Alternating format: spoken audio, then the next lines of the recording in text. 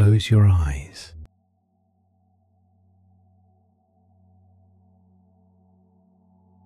and arrive at the edge of the world's most wondrous city.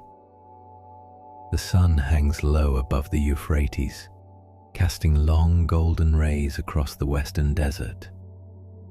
Ahead, the walls of Babylon rise, immense, ancient, carved with guardian lions and divine glyphs. Their bricks glow amber and rose in the fading light. You walk slowly toward the Ishtar Gate, tall as a temple, brilliant in cobalt blue and glazed with images of dragons and bulls. Each step echoes softly, your sandals brushing against warm stone dust and petals carried by the wind. Palm trees sway above the walls, and somewhere nearby, a lyre is being tuned. The air is filled with the scent of myrrh, crushed dates, and the faint sweetness of fig smoke drifting from a brazier near the entrance. As you approach the gate, guards in linen robes nod without a word. You pass beneath the massive archway, its surface tiled with lapis lazuli, catching the last rays of sunlight like a sky carved into the earth. Inside the gate, the noise of the outer world fades into sacred stillness. A great avenue opens before you, lined with flowered urns and tall reeds. Above, carved balconies overflow with hanging vines and wild blooms. The air is cooler now, touched by river mist. Doves flutter from rooftop gardens, their wings casting quiet shadows over your path. You pause to take it in. This is no ordinary place. Babylon breathes differently. It exhales beauty, precision, mystery. You walk on slowly. The sound of trickling fountains guides you forward. The light is dimming, but the city is just beginning to glow. In the distance, you glimpse something rising beyond the rooftops. A green, terraced wonder, suspended in the twilight like a dream. And your journey into the heart of ancient beauty begins.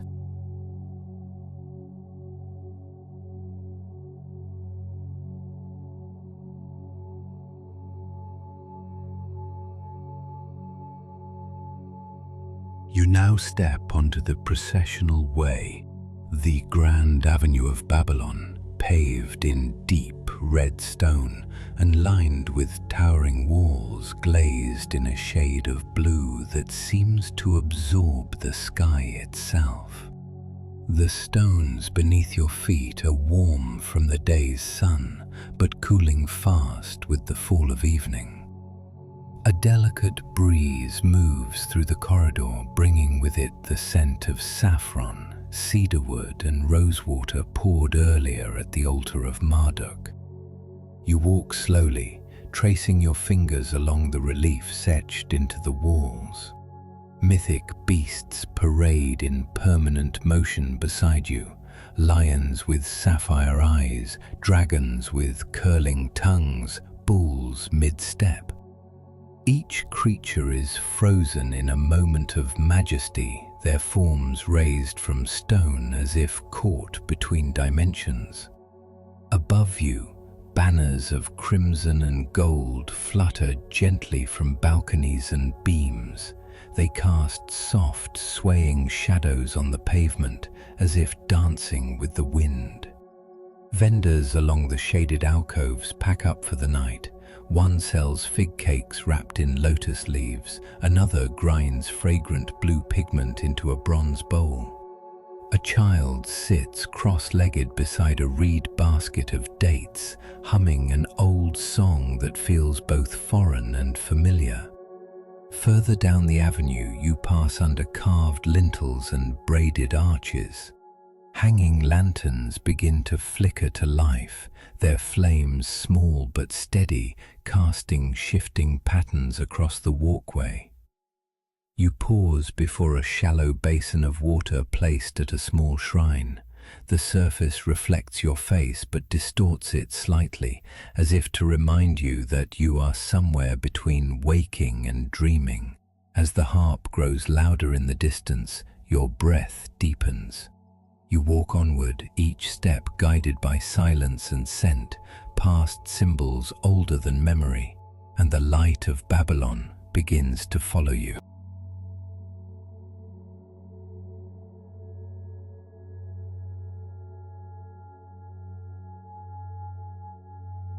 Pass beneath a broad stone arch and find yourself standing at the foot of the legendary, the impossible, the Hanging Gardens of Babylon.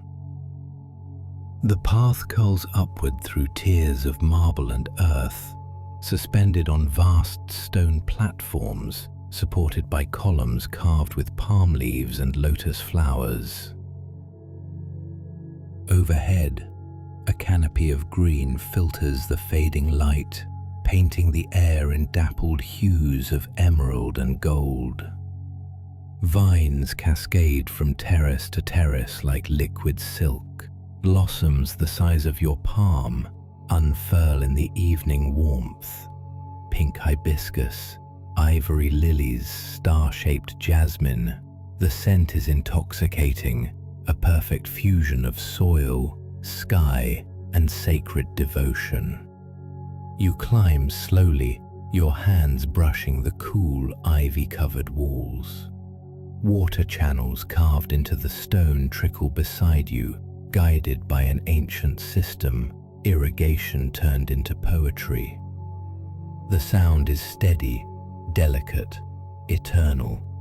On one tier, a fig tree leans slightly toward the walkway, its branches low and generous.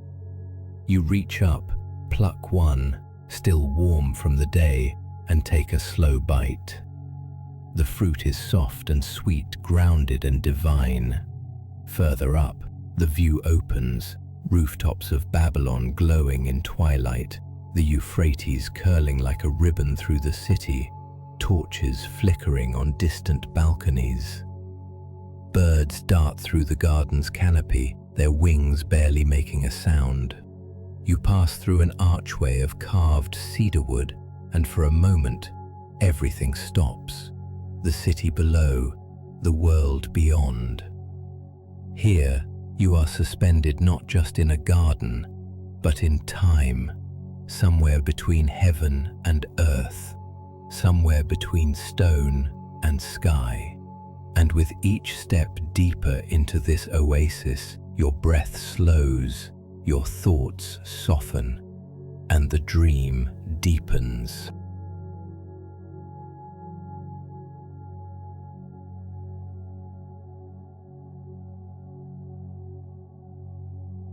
You reach the upper terraces of the garden, where the air is cooler, touched by the breath of night.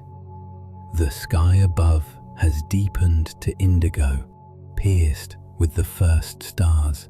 Here, tucked within marble colonnades and flowering hedges, lies a pool, circular, dark, and impossibly still.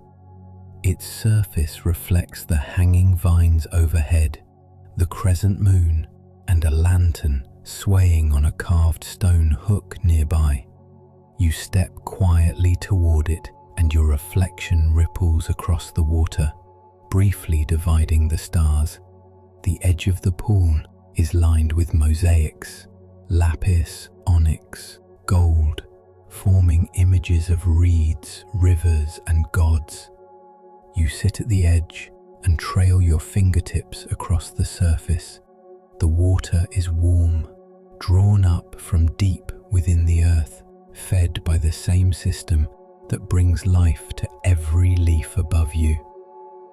Nearby, a flute plays softly.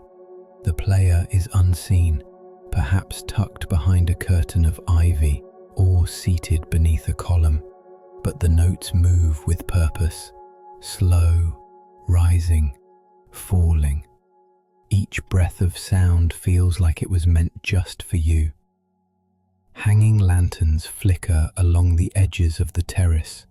Their flames sway, mirrored in the water, dancing beside your own reflection. Petals drift across the pool, one pale pink, one white, one violet. They make no sound as they glide. They do not sink. From the trees above, faint rustling, perhaps a bird settling for the night, or a breeze whispering through banana leaves and pomegranate blossoms. You lie back now on a warm, flat stone near the pool's edge. The marble holds the memory of the sun, and for a moment you cannot tell where the water ends and where the stars begin. You breathe in the scent of night flowers and ancient stone, and you let go.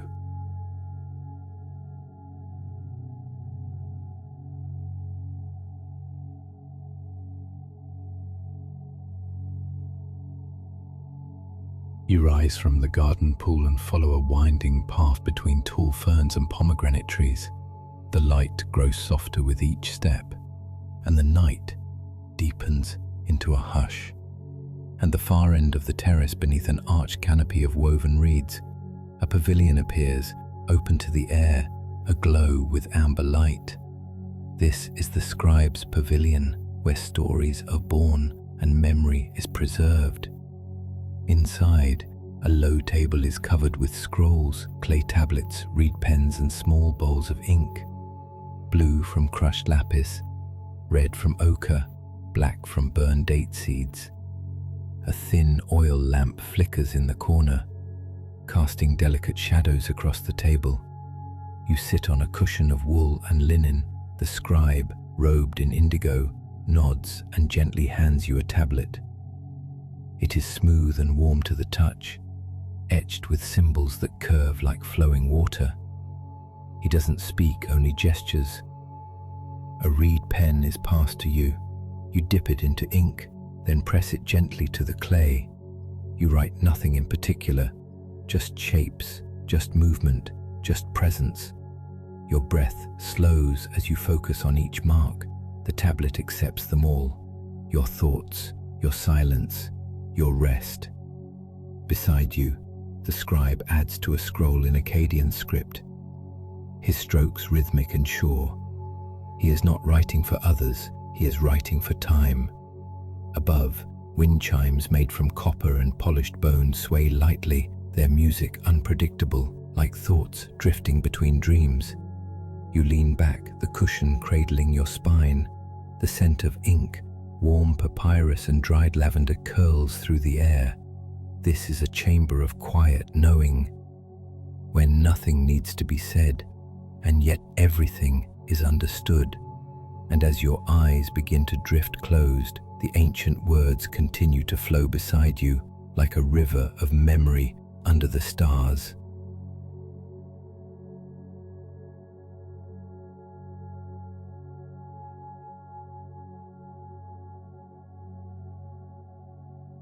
You rise again, moving through the lush silence of the upper gardens until you reach a wide stone corridor lit by wall-mounted torches. The flames flicker softly, throwing golden light against carved bas-reliefs of winged deities and celestial patterns. At the end of the corridor, you emerge into a sacred courtyard, open to the sky, encircled by sandstone columns veiled in flowering vines. This is the heart of the temple district, high above the city. In the center of the courtyard stands an altar carved from white alabaster. Upon it, a shallow bronze bowl emits a thin column of scented smoke, a blend of frankincense, cedar resin, and crushed myrtle. The fragrance wraps around you like a robe, ancient and grounding. A robed priestess stands silently nearby, her eyes half closed in meditation. She gestures once, and you step into the space without words. You approach the altar slowly, each footstep echoing gently between the columns. Around the edges of the courtyard, low fire braziers burn steadily, their light dancing across golden mosaics on the floor. Stars, rivers, and spirals of time. Above, the stars emerge fully now, sharp, brilliant, ancient. They pulse softly in the clear night sky as if drawn closer by your breath. You pause beside the altar, placing your hand near the warmth of the incense bowl. The smoke curls upward in tight spirals, carrying your thoughts, your questions, your quiet hopes. The priestess lights a final torch, its flame rising high into the still night. You close your eyes. The courtyard falls into sacred stillness. No chant, no command, only the pulse of heat, smoke, and sky. And for a moment, you feel it, the bridge between mortal and myth, earth and cosmos. Then you open your eyes and walk softly onward beneath the starlit stone.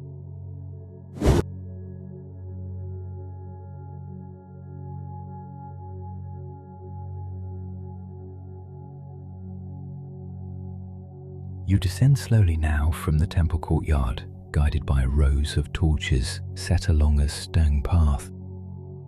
The scent of herbs fades behind you, replaced by something older, wilder, the scent of river mist and wet earth. Ahead, a staircase carved directly into the hillside leads downward toward the Euphrates River. Wide and shallow, each step is worn smooth by centuries of feet, water, and wind. Along the way, flowering reeds grow between the stones, their stalks glowing in the moonlight. You take your time. The air is cooler here, heavy with moisture. Crickets and frogs fill the silence with a soft, steady chorus. Lanterns hang from poles at intervals along the water's edge, their light bouncing off the surface in broken patterns. At the base of the steps lies a stone platform, half submerged. The water touches it gently, rising and falling as if breathing. You sit at the edge, dipping your hand into the Euphrates. The current is slow, constant, ageless. You can feel the whole city reflected in its quiet pull. The hanging gardens above, the temples behind, the unseen homes tucked along its winding banks. Across the river, silhouettes move. A shepherd returning late, a child releasing a leaf boat, a musician sitting alone with a flute near the reeds. You lie back against the warm stone, letting your legs stretch toward the river, your gaze rising to the stars above. A heron calls once, then falls silent. You breathe in the scent of clay, water, and night bloom. You do not speak. There is nothing to say. The river speaks for you. It tells you that time moves and always returns. And as the ripples reach your feet, your thoughts soften like silk on water.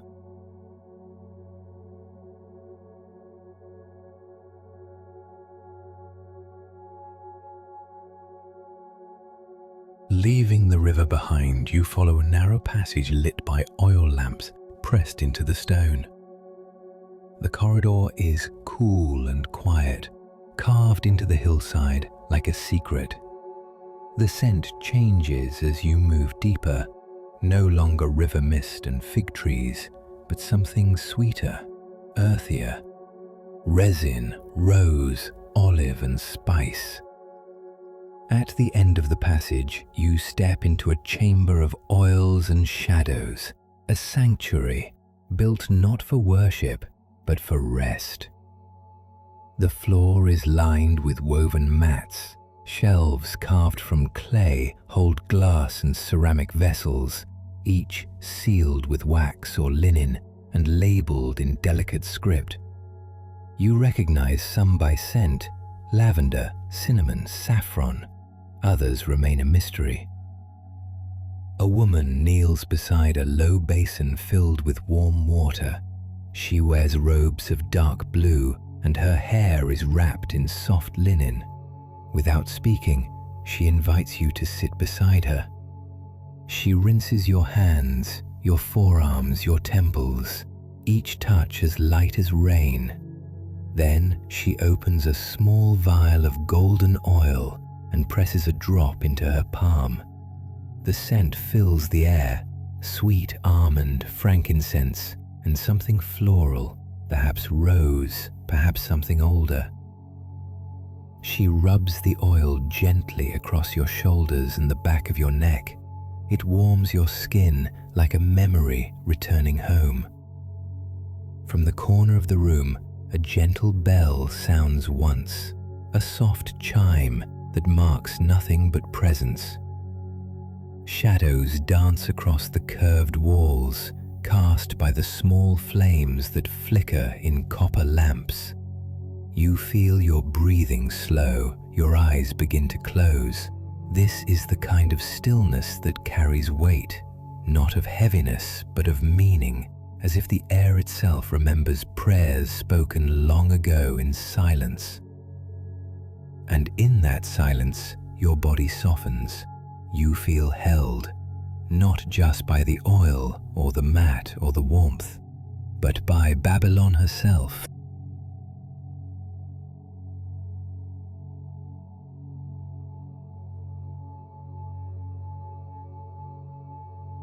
You make your way down from the heights, slowly, quietly, tracing the same steps that lifted you skyward.